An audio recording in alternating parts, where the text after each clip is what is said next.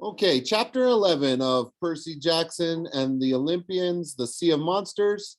The chapter title is Clarice blows up everything. Excuse me. So, you are in so much trouble, Clarice said. We just finished a ship tour we didn't want, though through dark rooms crowded with dead sailors. We'd seen the coal bunker, the boilers, and the engine, which huffed and groaned like it would explode any minute. We'd seen the pilot house and the powder magazine and gunnery deck, Clarice's favorite, with two Dahlgren smoothbore cannons on the port and starboard sides, and a Brook 9-inch rifled gun afore and aft, all specially refitted to fire celestial bronze cannonballs.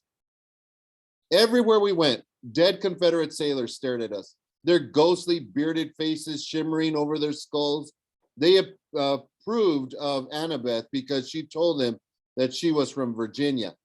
They were interested in me too because my name was Jackson, like the Southern general. But then I ruined it by telling them I was from New York. They hissed and muttered curses about Yankees. Tyson was terrified of them. All through the tour, he insisted Annabeth hold his hand, which she didn't look too thrilled about. Finally, we were escorted to dinner. The CSS Birmingham captain's quarters were about the size of a walk-in closet, but still much bigger than any other room on board.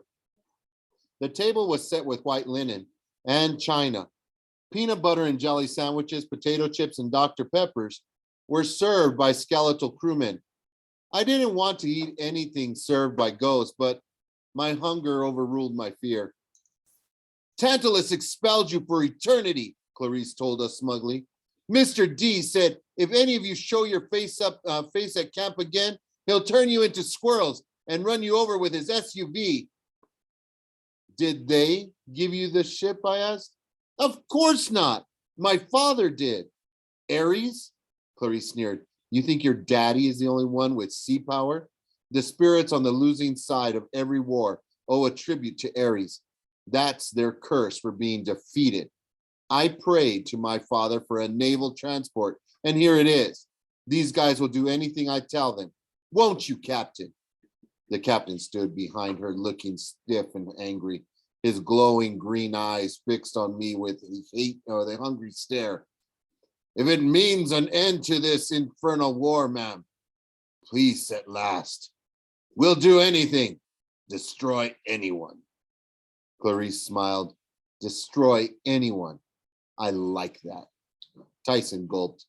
Clarice, Annabeth said, Luke might be after the fleece too.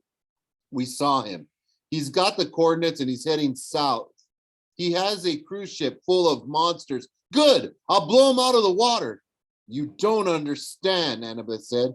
We have to combine forces. Let us help you. No, Clarice pounded the table. This is my quest, smart girl.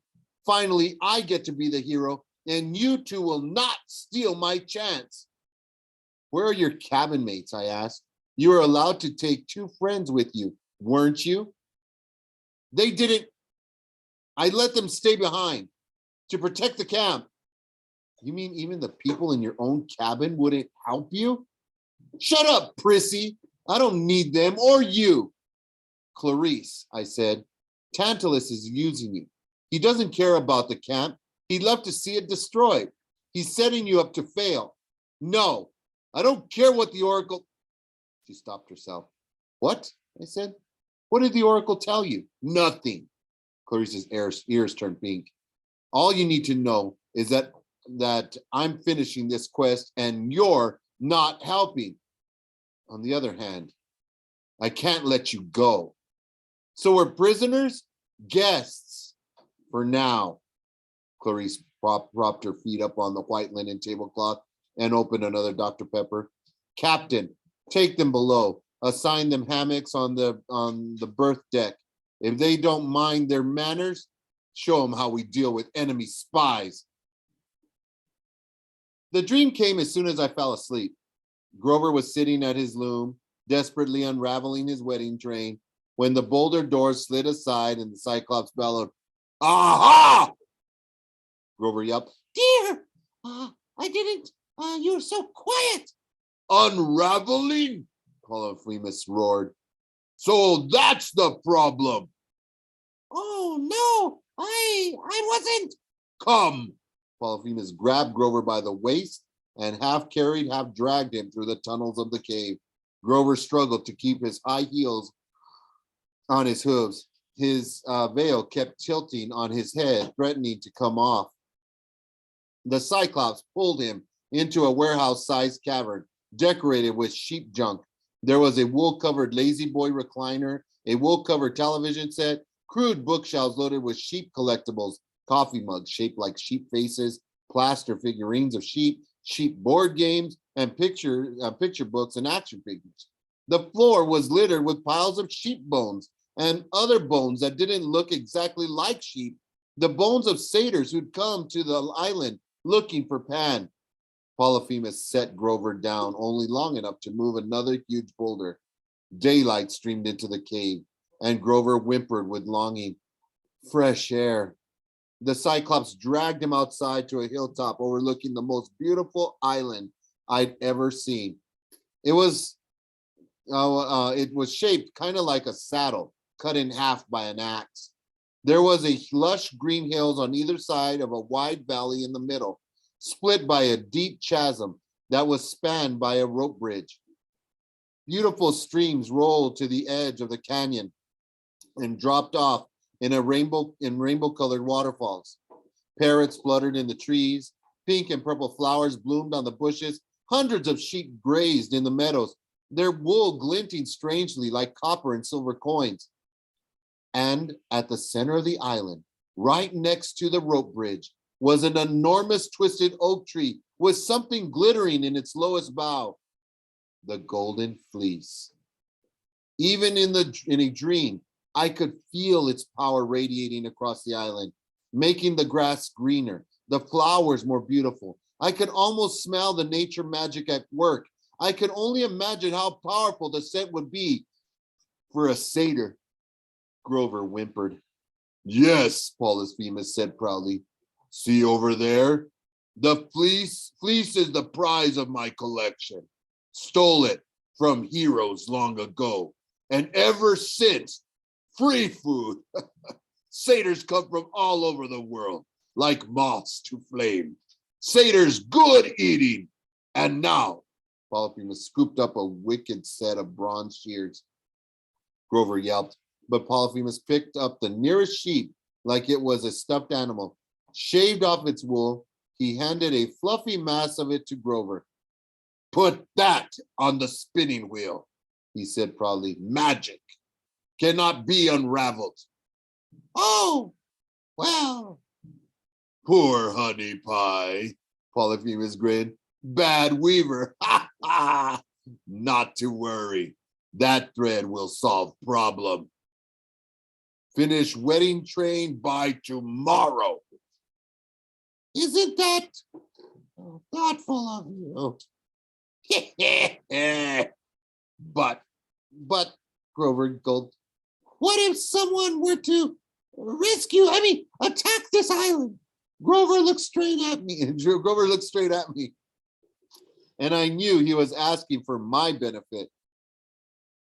What would keep them from marching right up here to your cave? Wifey's scared. So cute. Not to worry.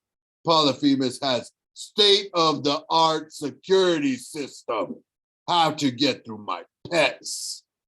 Pets? Grover looked across the island, but there was nothing to see except sheep grazing peacefully in the meadows. And then Polyphemus growled, they would have to get through me. He pounded his fist against the nearest rock and it cracked and split in half. Now come, he shouted, back to cave. Grover looked about ready to cry, so close to freedom, but so hopelessly far. Tears welled in his eyes as the boulder rolled shut, stealing him once again in the stinky, torchlit darkness of the Cyclops' cave. I woke to alarm bells ringing throughout the ship. The captain's gravely voice, all hands on deck. Find Lady Clarice. Where is that girl? Then his ghostly face appeared above me. Get up, Yankee. Your friends are already above. We are approaching the entrance. The entrance to what? He gave me a skeletal smile. The Sea of Monsters, of course. I stuffed my bag and my few belongings that had survived the Hydra into a sailor's canvas knapsack and slung it over my shoulder. I had a sneaking suspicion that one way or another, I would not be spending another night aboard the CSS Birmingham. I was on my way upstairs when something made me freeze. A presence nearby, something familiar and unpleasant. For no particular reason, I felt like picking a fight. I wanted to punch a dead Confederate.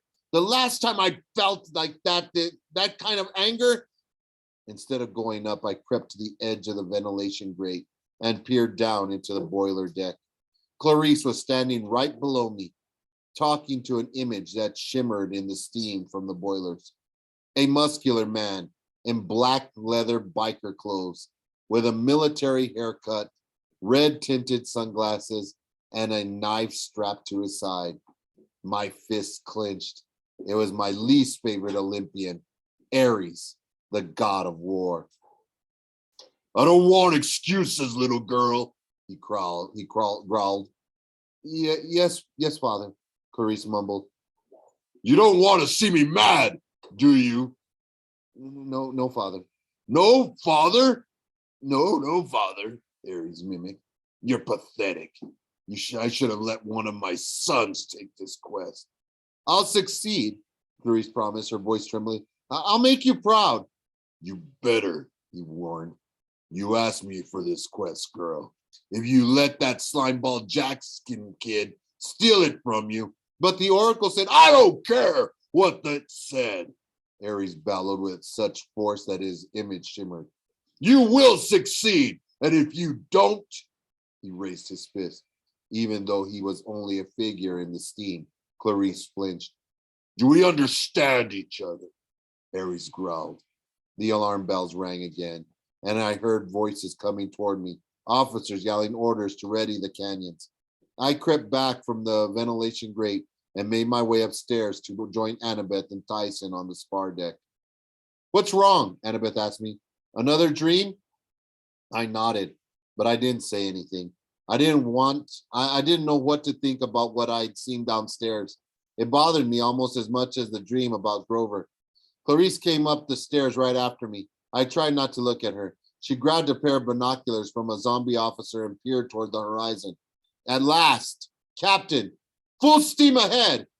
I looked in the same direction she was, but I couldn't see much. The sky was overcast. The air was hazy and humid. The steam from the iron, from an iron, excuse me. If I squinted real hard, I could just make out a couple of dark, fuzzy splotches in the distance. My nautical senses told me we were somewhere off the coast of northern Florida, so we'd come a long way overnight, farther than any mortal ship should have been able to travel. The engine groaned as we increased speed. Tyson muttered nervously, too much strain on the pistons, not meant for deep water. I wasn't sure how he knew that, but it made me nervous. After a few more minutes, the dark splotches ahead of us came into focus. To the north, a huge mass of rock rose out of the sea, an island with cliffs at least 100 feet tall. About half of a mile south of that, the other patch of darkness was a storm brewing. The sky and sea boiled together in a roaring mass. Hurricane? No, Clarice said. Chibitis. Annabeth paled. Are you crazy? It's the only way into the Sea of Monsters, straight between Chibitis and her sister Scylla. Clarice pointed to the top of the cliffs, and I got the feeling something lived up there that I didn't want to meet. What do you mean the only way? I asked. The sea is wide open. Just sail around them. Clarice rolled her eyes. Don't you know anything? If I tried to sail around them, they would just appear in my path again. If you want to go into the Sea of Monsters, You have to sail through them. What about the clashing rocks? Annabeth said, that's another gateway. Jason used it. I can't blow apart rocks with my cannons, Clarice said. Monsters, on the other hand, are you crazy? Annabeth decided. You are crazy, Annabeth decided. Watch and learn, wise girl. Clarice turned to the captain. Set course for Chabatis. Aye, milady. The engine groaned and the iron plating rattled, and the ship began to pick up speed. Clarice, I said, Chabatis sucks up the sea. Isn't that the story? And spits it back out again. Yeah. What about Skyla? She lives in a cave up on those cliffs. If we get too close, her snaky heads will come down and start plucking sailors off the ship. Choose Skyla then, I said. Everybody goes below deck and we chug right past. No, Clarice insisted. If Skyla doesn't get her easy meat, she might pick up the whole ship. Besides, she's too high to make a good target. My cannons can't shoot straight up. Chabatis just sits there in the center of her whirlwind. Where we're going to steam straight toward her, train our guns on her, and blow her to Tartarus. She said it with such relish, I almost wanted to believe her. The engine hummed.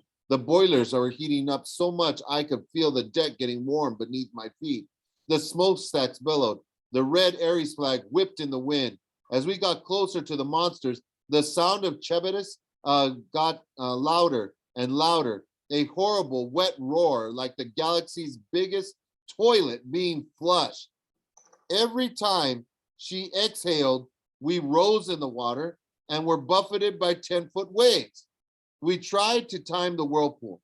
As near as I could figure, it took Tobias about 3 minutes to suck up and destroy everything within half a mile radius. To avoid her, we would have to skirt right next to Skyla's cliffs. And as bad as Skyla might be, those cliffs were looking awfully good to me. Undead sailors calmly went about their business on their spar deck. I guess they fought a losing cause before, so this didn't bother them.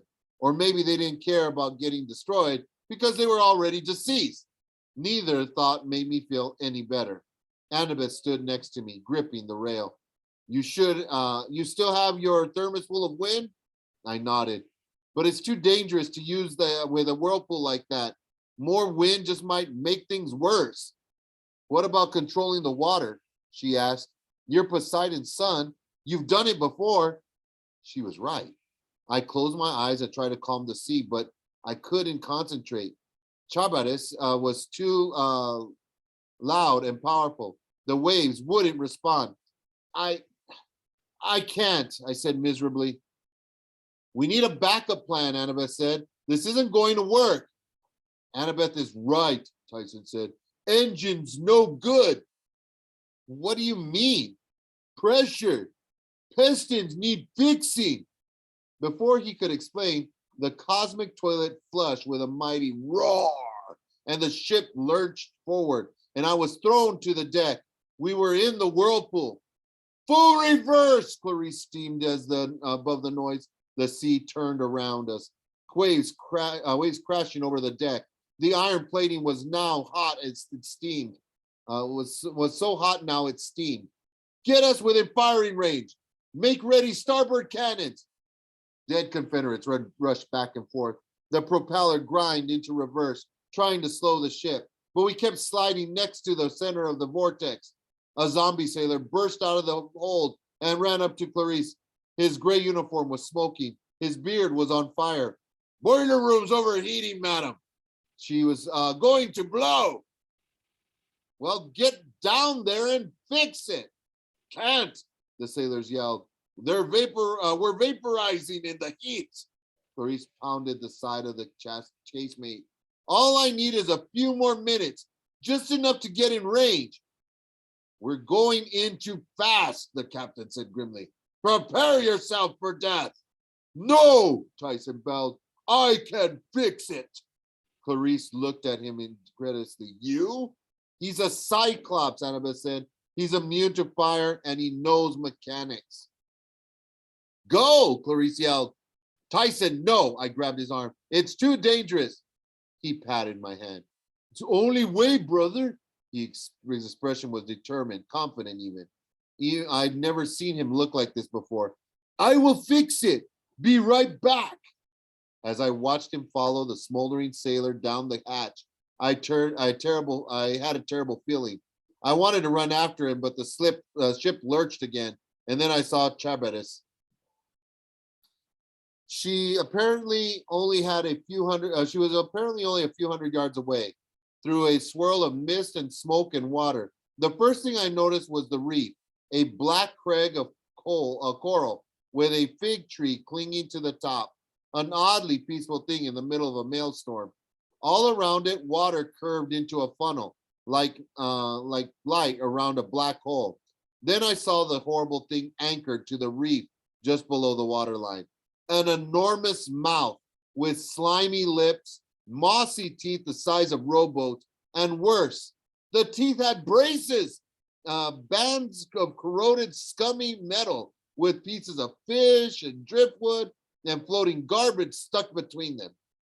Chabatis was an orthodontist nightmare. She was nothing but a huge black maw with bad teeth alignment and a serious overbite, and she'd done nothing for centuries but eat without brushing after meals. As I watched, the entire sea around her was sucked into the void. Sharks, schools of fish, a giant squid, and I realized that in a few seconds, the CSS Birmingham would be next.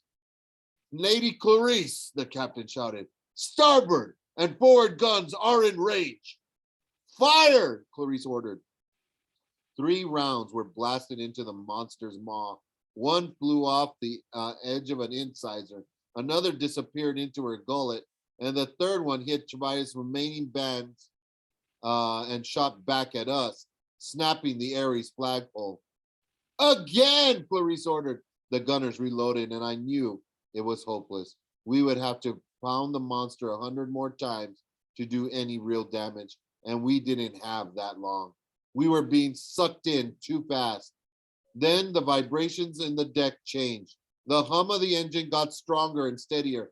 The ship shuddered, and we started pulling away from the mouth. Tyson did it, Annabeth said. Wait, Clarice said. We need to stay close. We'll die, I said. We have to move away. I gripped the rail as the ship fought against the suction. The broken Ares flag raced past us and lodged in Tobias's braces. We weren't making much progress, but at least we were holding our own. Tyson had somehow given us just enough juice to keep the ship from being sucked in. Suddenly, the mouth snapped shut, and the sea died to absolute calm. Water washed over Tobias. Then, as quickly as it had closed, the mouth exploded again, spitting out a wall of water, ejecting every inedible, including our cannonballs, one of which slammed into the side of the CSS Birmingham with a ding, like the bell on a carnival game. We were thrown backward on a wave that must have been 40 feet high. I used all of my willpower to keep the ship from capsizing, but we were still spinning out of control, hurtling toward the cliffs on the opposite side of the strait. Another smoldering sailor burst out of the hold. He stumbled into Clarice, almost knocking them both overboard. The engine's about to blow.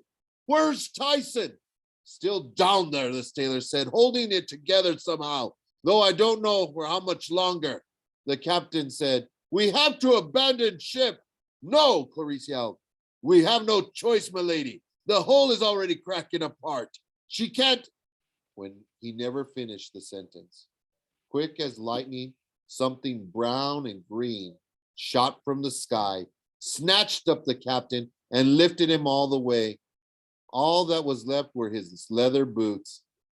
Skyla! A sailor yelled, and as another column of reptilian flesh shot from the cliffs and snapped him up. As it happened so fast, it was like watching a laser beam rather than a monster. I couldn't even make out the thing's face, just a flash of teeth and scales. I uncapped Riptide and tried to swipe at the monster as it carried off another deckhand, but I was way too slow. Everyone, get below, I yelled. We can't, Clarice drew her own sword. Below deck is in flames. Lifeboats, Annabeth said. Quick! They'll never get to clear of the cliffs, Clarice said. We'll all be eaten. We have to try. Percy, the thermos. I can't leave Tyson. We have to get the boats ready. Clarice took Annabeth's command. She and a few of her other undead sailors covered one of the two emergency rowboats, while Skyla's heads rained from the sky like a meteor shower with teeth, picking off Confederate sailors one after another. Get the other boat, I threw Annabeth thermos. I'll get the other boat. I'll get Tyson. You can't, she said. The heat will kill you. I didn't listen. I ran for the boiler room hatch. Then suddenly my feet weren't touching the deck anymore.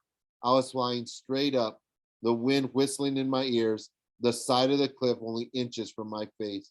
Skyla had somehow caught me by the knapsack and was lifting me upward toward her lair. Without thinking, I swung my sword behind me and managed to jab the thing in her beady yellow eye. She grunted and dropped me. The fall would have been bad enough, considering I was 100 feet in the air. But as I fell, the CSS Birmingham exploded below me. Kaboom! The engine room blew up, sending chunks of ironclad flying in either direction like a fiery set of wings. Tyson! I yelled. The lifeboats had managed to get away from the ship, but not very far. Flaming wreckage was raining down. Clarice and Annabeth would either be smashed or burned or pulled into the bottom by the force of the sinking hull. And that was thinking optimistically, assuming they got away from Skyla. Then I heard a different kind of explosion. The sound of Ermi's magic thermos being opened a little too far. White sheets of wind blasted in every direction, scattering the lifeboats, lifting me out of my free fall and propelling me across the ocean. I couldn't see anything. I spun in the air, got conked on the head by something hard, and hit the water with a crash that would have broken every bone in my body if I hadn't been the son of the sea god. The last thing I remember was sinking in a burning sea, knowing that Tyson was gone forever, and wishing I were able to drown.